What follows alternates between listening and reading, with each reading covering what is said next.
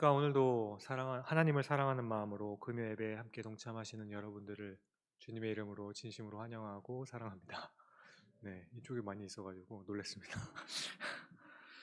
네, 우리는 보통 어떤 이야기를 들으면 그리고 글을 읽게 되면 자동적으로 그 모습에 대해서 머릿속으로 상상하게 되어 있습니다. 여러분은 요한복음 2장에서 나오는 물이 포도주가 되는 사건은 어떻게 생각하십니까? 한번 상상해 보신 적이 있으신가요? 물이 포도주로 바뀌어지는 이 기적은 놀라운 일이기는 하지만 어느 정도 상상은 됩니다. 예수님께서 체열하셨던 6개의 물동이에 있던 그 물이 어떠한 신비한 화학작용이 일어나서 투명한 물이 붉은색의 포도주로 바뀌게 되는 거죠. 물론 물이 언제 어떻게 포도주로 바뀌었는지 과학적으로 증명되거나 설명하는 것은 가능하지 않겠지만 우리는 상상해 볼 수 있습니다. 왜냐하면 이것은 양적인 변화가 아니라 같은 양의 물이 포도주로 변하는 질적인 변화이기 때문이죠. 맑은 물에 흙탕물을 몇 방울 떨어뜨리게 되면 그 물이 전체가 뿌옇게 되는 것을 알기 때문에 우리는 상상이 가능하다라는 거죠. 그런데 여러분, 오늘 이 오병이어의 사건, 저는 아무리 상상해 보려 해도 상상이 되지가 않았습니다. 오늘 본문에 나오는 당시의 떡은 마치 크래커와 같은 아주 얇은 비스킷 같은 것입니다. 그런데 이 떡이 언제 어떻게 늘어났는지 알 수가 없겠어요.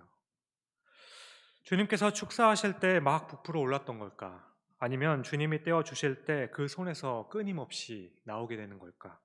그것도 아니라면 제자들이 사람들에게 나누어 줄 때 그 제자의 손에서 계속 끊임없이 나왔던 걸까?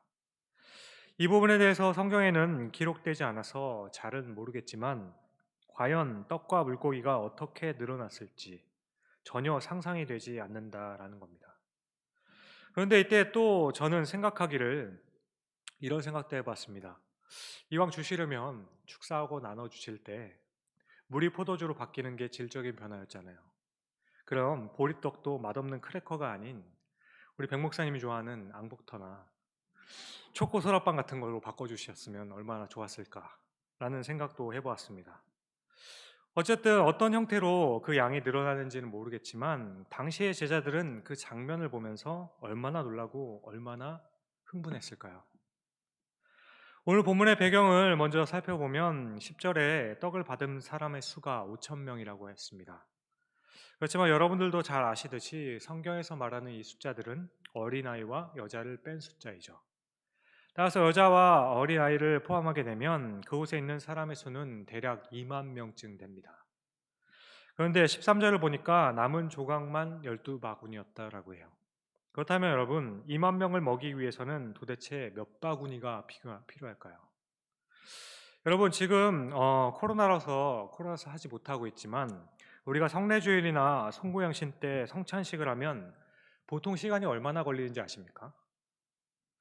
제가 우리 교회 부임해서는 바로 코로나였기 때문에 한 번도 해보지 않아서 얼마나 걸리는지 우리 교회는 잘 알 수 없지만 지난번 교회에서 했던 걸 생각해 보면 교회에서 진행하는 성탄식 그 전날에 미리 각 예배 시간마다 예상 인원을 정해놓고 떡과 포도즙을 미리 따로 만들어 놓습니다. 그리고 다음날 예배 때 목사님과 장로님들이 어디로 갈지 누가 무엇을 맡을지를 다 정해요. 그렇게 해서 아주 질서 있고 신속하게 진행을 하게 됩니다. 그럼에도 불구하고 당시에 그때 3부 예배를 한 400명 정도가 드렸었는데요. 보통 한 15분 정도가 걸렸습니다. 그런데 오늘 본문에서는 당시 몇 명이라고 했죠? 2만 명입니다. 그러면 다른 복음사를 참고하여서 만약에 50명씩, 100명씩 무리로 앉아 있었다면 적어도 200개 혹은 약 300개의 그룹이 이렇게 있는 겁니다. 그럼 예수님께서 떼어주시는 곳에서 모여 있는 곳까지 가져다 줄 때 오늘 본문을 보면은 바구니를 섰다고 했잖아요.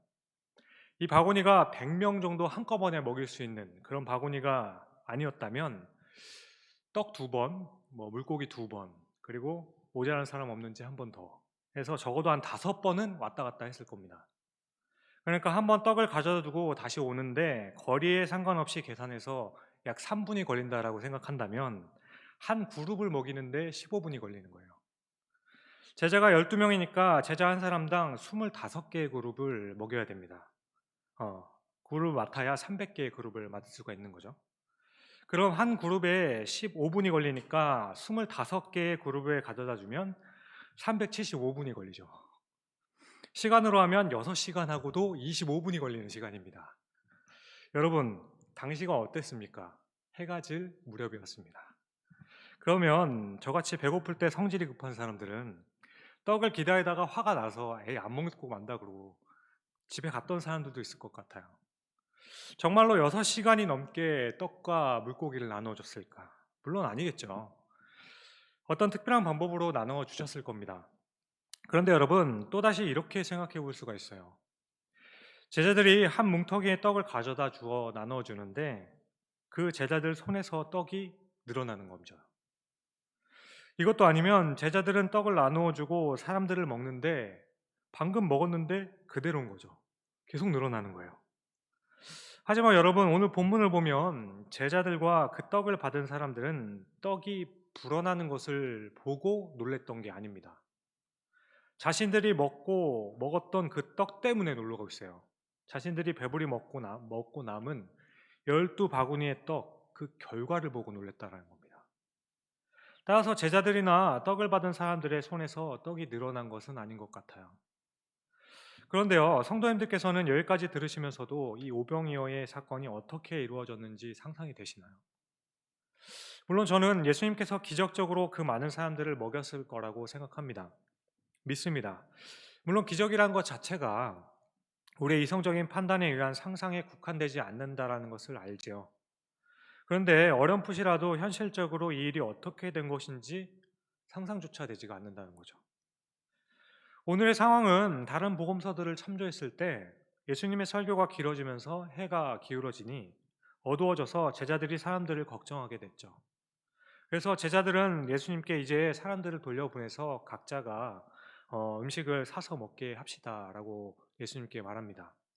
그러자 예수님께서는 그들에게 너희가 먹을 것을 주라고 말씀하시고는 빌립에게 어디에서 이 많은 사람들을 먹일까?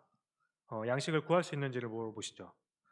그러자 그 지역 출신이었던 빌립은 이들을 어디에서 먹일 수 있을까가 문제가 아니라 그런 장소의 문제가 아니라 이들을 먹일 수 있는 돈이 없다는 것이 문제라는 것을 말씀드리죠. 그때 당시 1데나리온이 하루 노동자의 품삯으로 이것을 편하게 계산해서 10만 원이라 생각한다면 200데나리온이었으니까 이들을 먹이기 위해서는 2천만 원이 필요하다 말씀드렸었습니다.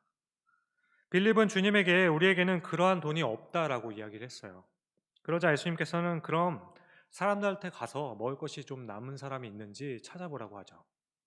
이렇게 제자들은 사람들에게 가서 먹을 것이 얼마나 있는지 물어봅니다. 그리고 안드레가 한 아이가 가지고 있었던 보리떡 5개와 물고기 2마리를 가지고 이것이 우리가 찾을 수 있는 전부였습니다 하고 찾아오게 되죠. 그러면서 안드레는 그러나 주님, 이것이 이 많은 사람들에게 얼마나 되겠습니까? 라고 하죠. 그런데 여러분, 예수님께서 이 안드레의 질문에 대답도 하지 않으시고 오늘 본문을 보시면 안치라고 했어요. 사람들을 안치라고 하십니다. 그러자 마가복음과 누가복음의 기록을 보면 제자들은 오늘 50명 혹은 100명의 그룹을 만들어서 자리에 앉히게 됩니다. 여러분, 우리가 어떤 모임을 가든지 사람들이 모이면 꼭 하는 것이 있는데 무엇인지 아십니까? 그것은 바로 단체 사진 촬영입니다. 어떤 모임을 가든지 같은 시간에 함께 무엇을 했다는 것을 증표로 사진을 남기는 것이 가장 좋죠. 그래서 남는 건 사진밖에 없다라는 말도 있잖아요.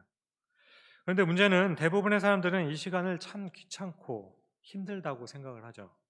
왜냐하면 인원이 적으면 빨리빨리 모여서 찍을 수 있지만 만약에 수백 명이 모이는 단체라면 그 사람들이 사진에 나오게끔 모이게 만들고 또 앞을 보게 만드는 것 자체도 보통 몇십 분이 걸리기 때문이죠. 그리고 사진이 아니더라도 사람이 많아지면 다시 한 장소로 모이기도 굉장히 힘듭니다. 예전에 고작 50명도 안 되는 중등부 학생들이 잠깐 숙소에 갔다가 다시 강당으로 모이는 데만 15분이 좋게 걸렸던 것을 기억합니다. 그럼 생각해 보십시오. 오늘 본문의 사람들이 몇 명이었습니까? 2만 명입니다.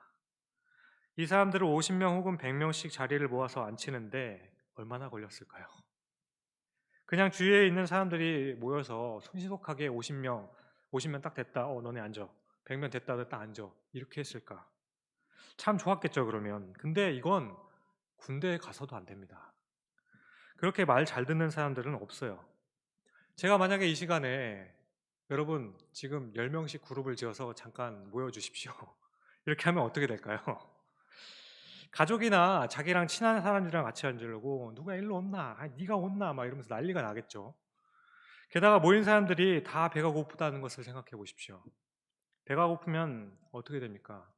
신경이 날카로워지고 예민해지거든요. 빨리 앉혀야 되는 거죠. 그런데 여러분 이때 오늘 이 상황에서 이런 상황 가운데서 정말 대단한 부분을 우리는 발견하게 됩니다.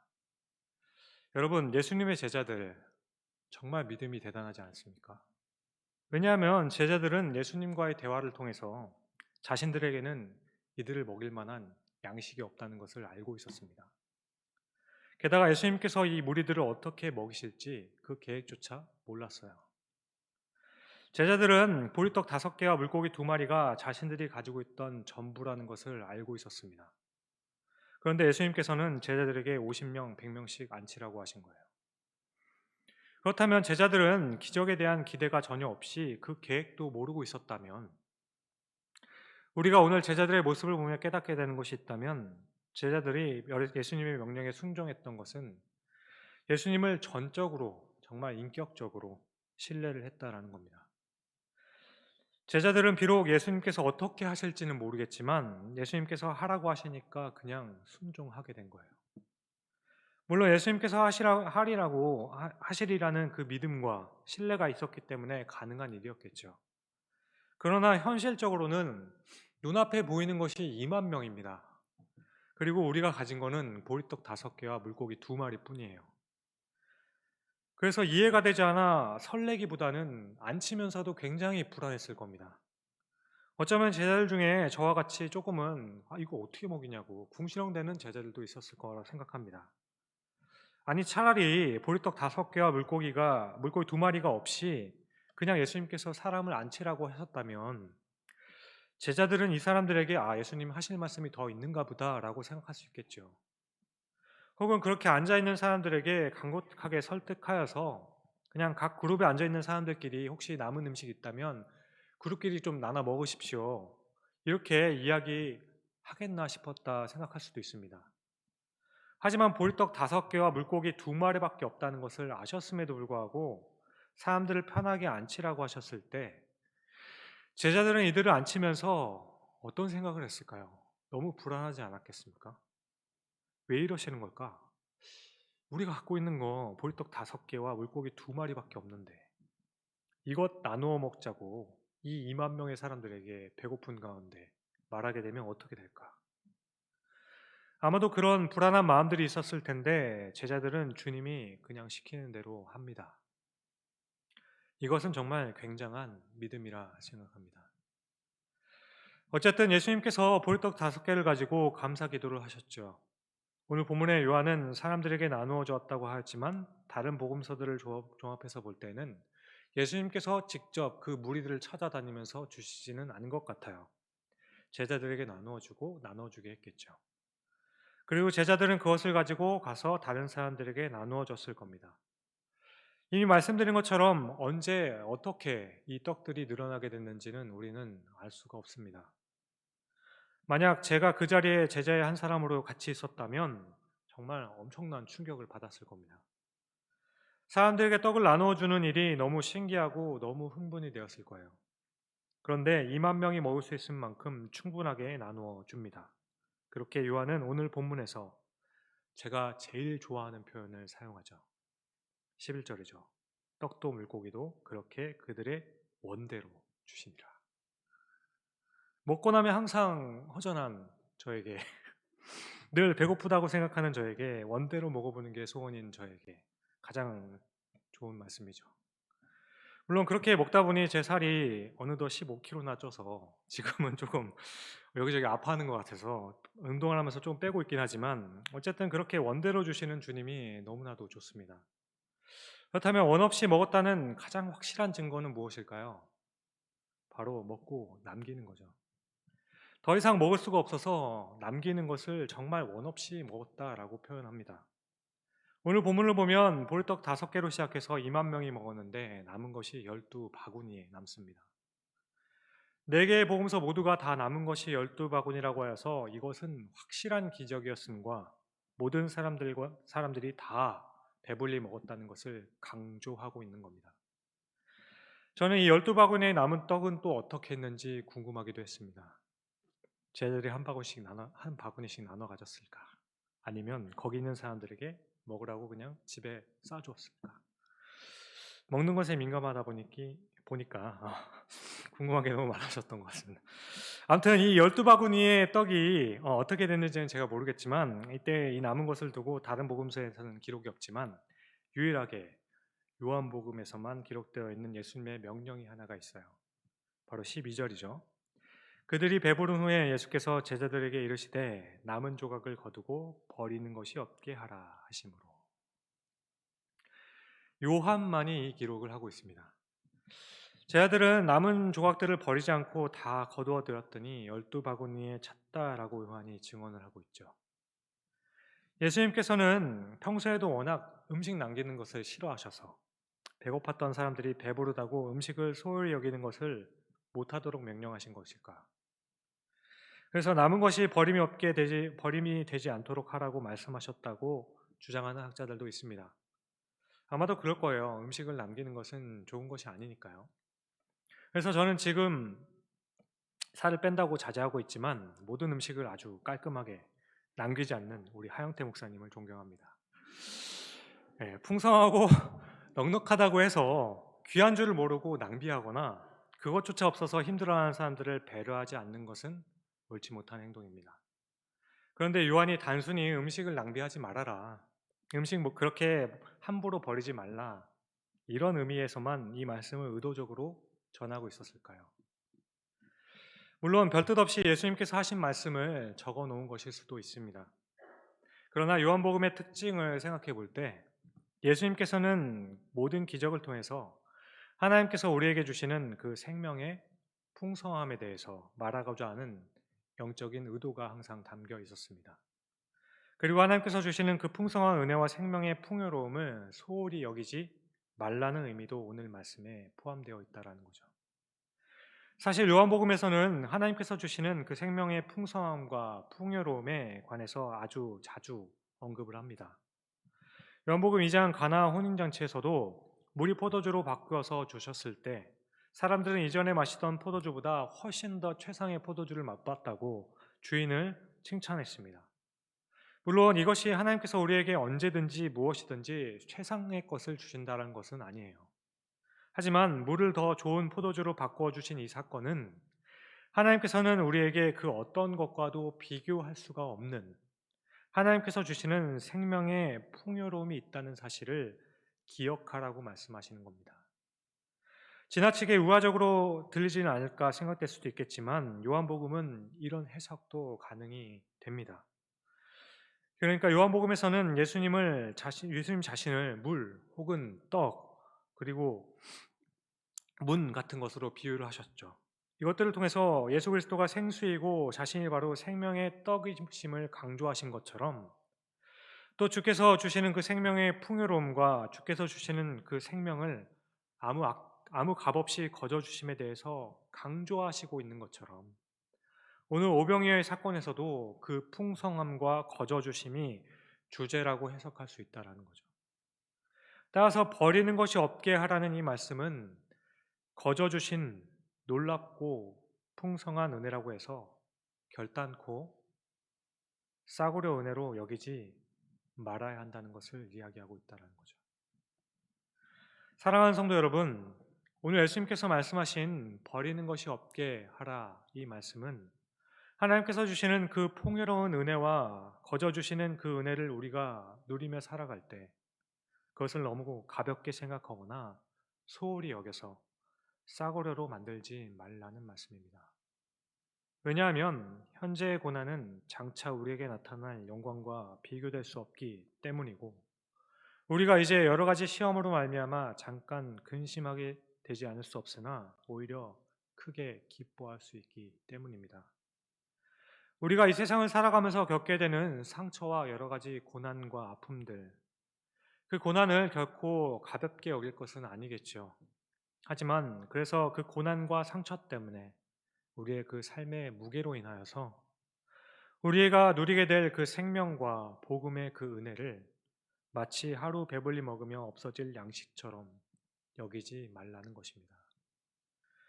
우리가 근심 중에 있으면서도 기뻐할 수 있게 되는 것, 예수 그리스도께서 다시 우리 가운데 나타나실 때 우리는 칭찬과 영광과 존귀를 얻을 수 있기 때문입니다.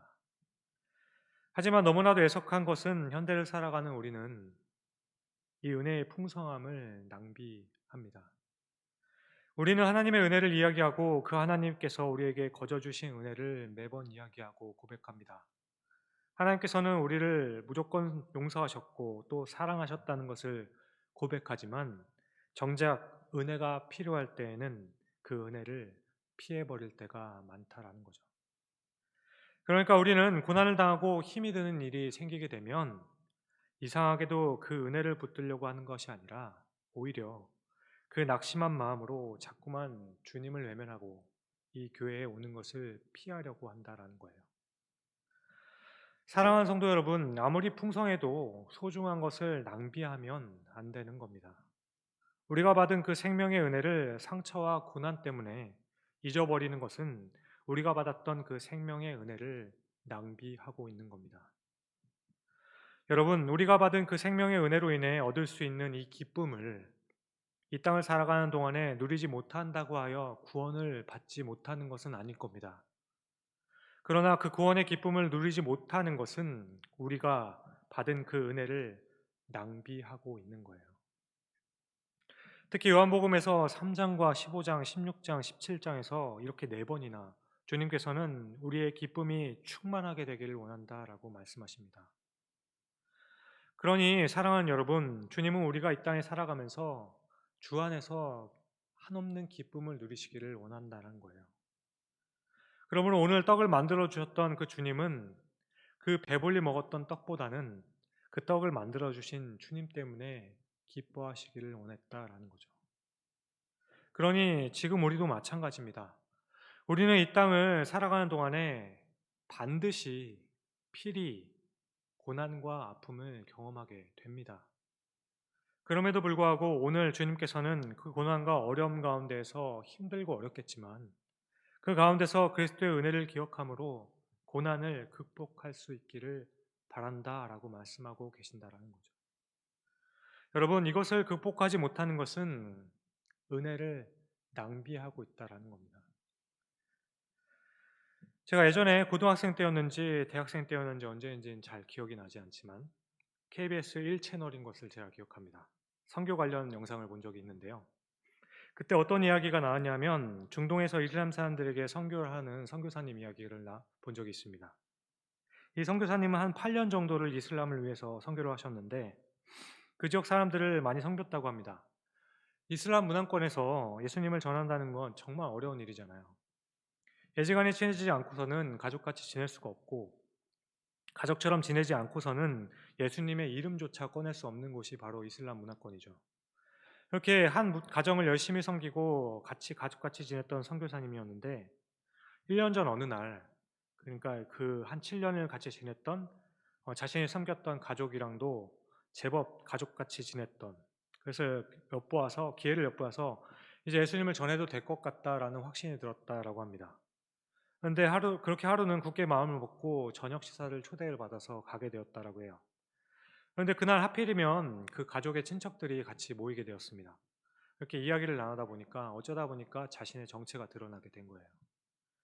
그랬더니 그날 이후로 정말 7년간 가족같이 지냈던 그 사람들이 그날 일 이후부터는 그렇게 가족과 같던 그 사람들이 원수가 되어서 선교사님의 가족들을 막 괴롭히기 시작한다라는 거죠. 그러는 중에 그래도 이 선교사님은 자신의 소명을 붙들었다라고 합니다. 자신이 이곳에 처음 왔을 때 이사야 6장의 말씀을 받았기 때문에 누가 갈고 할 때 주여 내가 가겠나이다 하고 왔었다라고 이야기해요. 그렇게 아내와 하나밖에 없는 어린 딸을 같이 기도하고 용기를 내어서 다시 시작했다라고 합니다. 근데 그렇게 마음을 다잡고 기도를 마치고 선교사님이 잠깐 집을 나간 사이에 아내와 딸만 집이 있었는데 그때 마침 집에 무장 강도가 들어서 총으로 아내와 딸을 죽이고 도망갔다라고 해요. 집 여기저기가 부서져 있긴 했지만 특별하게 도난당한 것이 없어서 심증으로는 그 친하게 지냈던 가족의 친지 중에 한 사람이라 생각한다라고 했습니다. 그렇게 그때를 회상하며 몇 분간 오열을 하며 눈물 때문에 말을 이어가지 못하셨습니다.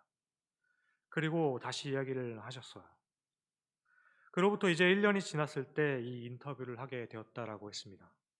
그때 일을 생각하면 정말 생각도 하기 싫어서 정말 당시에는 그 사람들이 미워서 어떻게 그 사람들을 죽이면 좋지? 라는 복수만 생각했다라고 합니다. 그 당시에 선교사님의 마음은 우리가 이해할 수 그리고 헤아릴 수 없겠죠.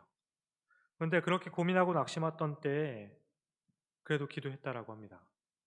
그런데 그때 하나님께서 하신 말씀이 원수를 사랑하라.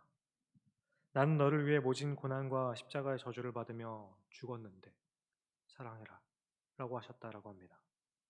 그래서 오히려 더 힘들고 어려운 마음이었다라고 해요. 하지만 며칠을 기도해도 같은 위로를 주시고 사랑은 허다한 죄를 덮는다라고 하신 그 말씀까지 또 주시니 마음을 붙잡고 다시 시작했다라고요. 그래 마음을 잡고 그로부터 1년이 지나 이제는 조금 다시 원래 정도의 친분은 아니더라도 어느 정도 관계가 회복되었다라고 인터뷰를 하는 것을 보았습니다. 이 선교사님은 인터뷰 끝에 그때를 떠올리면서 하시는 말씀이 그날 이후로 가슴 한편에 묵직한 것이 계속 자리 잡고 있다라고 합니다. 하루 종일 계속 눈물이 흐르고 그냥 혼자 있으면 사람들과 함께 있어도 그냥 가슴이 먹먹해서 울컥해져서 지금까지도 눈물을 주체할 수 없다라고 눈물을 흘리셨어요. 그냥 나 마음이 너무 허전하고 힘들어서 견딜 수가 없다라고 그렇게 이야기했습니다. 아마 그 선교사님이 그때 겪었던 그 고통을 우리는 다 이해하지 못할 겁니다. 그런데 그분이 마지막으로 했던 말이 저에게는 정말 많은 도전과 위로를 받게 했습니다. 무슨 말씀인가 하면 그분이 말씀하시길 저는 이제 아들을 잃어본 적 있는 하나님의 마음을 압니다. 그 하나님을 믿습니다. 저는 이제 아들을 잃어본 적 있는 하나님의 그 마음과 그 사랑을 압니다. 그리고 믿습니다. 저는 이 고백을 들으며 진심으로 깨달았습니다. 흔히 고난 가운데 간절하게 기도하며 하나님을 붙들고 극복했다는 고백들, 그 많은 간증들, 예수님을 통한 십자가의 은혜로 슬픔을 이기게 되었다는 그 고백들이 저 뜻이었구나 라는 것을 깨닫게 되었습니다. 아니 어떻게 사랑했던 그 자신의 아내와 눈에 넣어도 아프지 않은 딸을 느닷없이 피살당했는데 대낮에 그렇게 피살당했는데 그 소식을 듣고 어떻게 저럴 수가 있을까? 그렇게 담대하게 넘어갈 수 있는 일인가? 아마도 경황이 없었겠죠. 어떻게 해야 될지 몰랐을 겁니다. 그날 이후로 모든 시간들이 그 선교사님에게는 말할 수 없는 고통의 시간이었고 가만히 있다가도 눈물이 나고 그냥 생각만 하면 가슴이 저려서 견딜 수가 없었을 겁니다. 아내와 딸이 정말 너무 그리워서 더 이상은 살 수 없을 것 같았을 거예요. 그런데 선교사님이 하셨던 그 마지막 고백, 이제는 저도 아들을 잃어본 적 있는 하나님의 마음을 압니다. 그 하나님을 믿습니다. 이 고백을 하며 애쓰고 있는 모습은 이렇게 말씀하시는 것 같았습니다. 비록 너무 힘들고 고통스러워 죽을 것 같고 아내와 딸이 너무 보고 싶고 슬프고 내가 무엇을 잘못한 것 같아서 너무 어렵지만 그렇기 때문에 그렇게 나를 위해서 죽으신 그 십자가의 예수님을 바라보겠습니다. 나를 위해 십자가에 달리신 그 주님을 더욱 붙들겠습니다. 너무 힘이 들어서 주님을 붙들겠습니다. 사랑하는 성도 여러분, 고난이 은혜를 낭비하게 만들어서는 안 됩니다. 우리는 살아가면서 신앙생활을 하는 중에도 상처를 받기도 하고 아픔을 겪게 되기도 하며 때로는 억울한 일을 당하기도 할 겁니다. 하지만 그런 것들이 우리로 하여금 그 주님을, 그 은혜를 놓치게 만들면 안 되는 겁니다. 사람들에게서 받은 상처 때문에 우리에게 허락하신 은혜의 기쁨을 낭비하시지 않기를 바랍니다. 오히려 대신에 그 기쁨을 넘치도록 받은 그 은혜를 나눌 수 있기를 바랍니다. 우리 안에 생명의 소중함을 붙들고 믿음을 지키는 것도 좋지만 우리가 가진 그 기쁨을 다른 사람들과 나누는 것을 함께할 때 우리에게 주신 이 넘치는 은혜가 낭비되지 않을 것입니다. 우리가 경험하는 어떠한 상처도 결코 가볍다 혹은 괜찮다 말할 수 없을 겁니다. 하지만 우리 주님의 은혜는 저와 여러분들이 경험하고 있는 그 어떤 상처보다도 크다는 것을 기억하실 수 있길 바랍니다. 주께서 주시는 은혜는 우리가 평생을 주를 위해 살 수 있게 만들 수 있기에 충분하다 생각합니다. 또 그렇게 믿습니다. 고난에 쓰러지는 것, 쾌락과 욕심에 사로잡혀 분주하게 사는 것, 상처로 분노하고 상처 때문에 무기력해지는 것, 반복되는 실수와 그로 인해서 낭망하고 주저앉아 있는 것, 열심과 헌신으로 인하여 교만에 빠져드는 것. 이것은 항상 기뻐하라 하셨던 주님의 말씀과 그 은혜를 낭비하는 것입니다. 마치 이 세상이 전부인 것처럼, 마치 우리에게 가야 할 곳이 없는 것처럼 그렇게 살아가는 것은 은혜를 낭비하는 겁니다. 오늘 우리 모든 성도님들에게 다시 한번 권하고 싶습니다.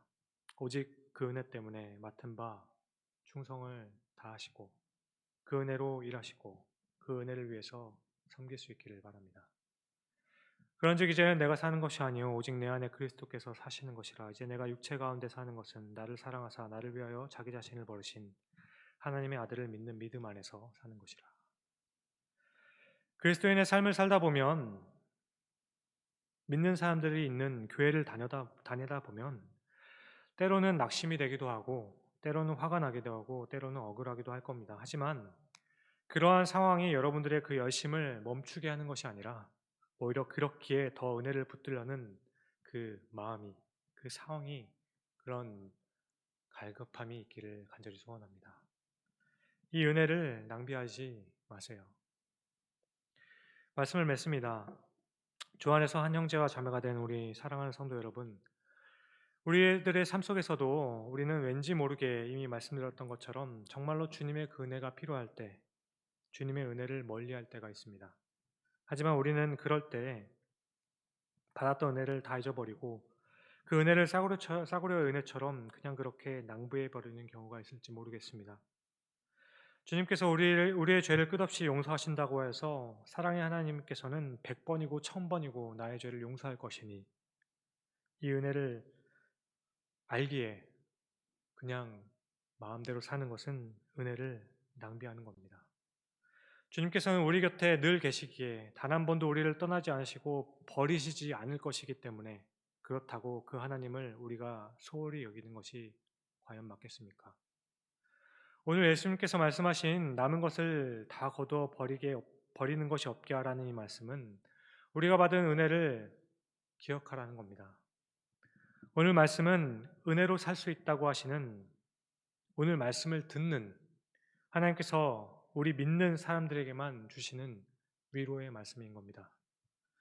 또한 그 풍성한 은혜를 나만 가지고 있는 것이 아니라 다른 사람들에게도 베풀어 주라 하시는 복음의 증인된 삶도 감당해야 한다는 우리의 사명을 기억하라는 말씀인 겁니다.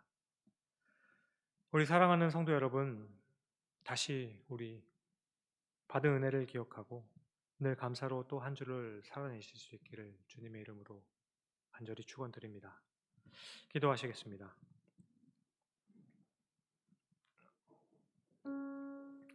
사랑하는 주님, 감사합니다. 오늘 우리는 말씀을 통해서 하나님이 우리에게 주시는 은혜들을 기억하고 그 은혜들을 낭비하는 일이 없도록 하라는 말씀을 깨닫게 됩니다.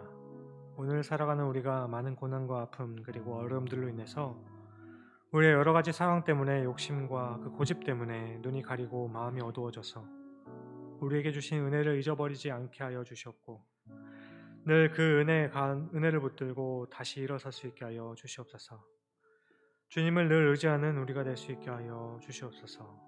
감사합니다. 이 모든 말씀을 우리를 구원하신 나의 모든 삶에 힘이 되어 주시고 함께 다시 일어나 가자 하시는, 그렇게 이끌어 주시는 예수 그리스도의 이름으로 간절히 기도드립니다.